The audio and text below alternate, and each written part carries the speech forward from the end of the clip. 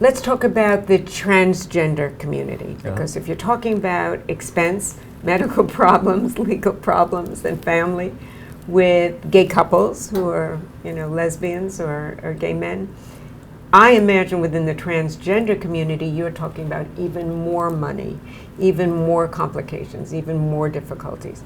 So when you see patients who's transgender, obviously it makes a difference if they're male to female and if they preserve their sperm, or if they're female to male and they have kept their organs or not.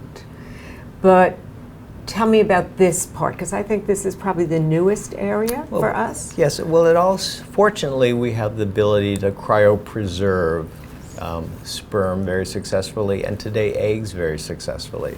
So I've treated several transgender individuals, men who were on testosterone. They were transitioning from a female to a male, and they wanted to freeze their eggs. We'd stop the testosterone, so they're off of hormones for several months, and then undergo an IVF cycle.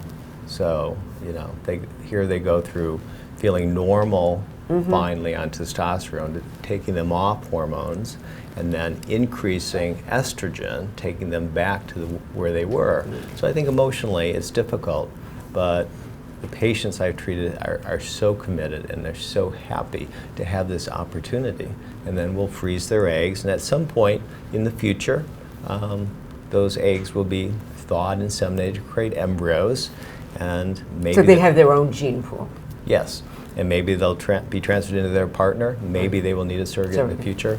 But they've preserved their fertility. They've preserved their options for the future. How about male to female?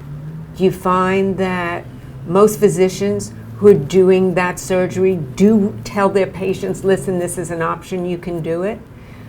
Absolutely. I think we've been freezing sperm for decades very successfully, and so that's an easier process, simpler process, and I think most individuals think about it, they're counseled about it, and it's easy to be done.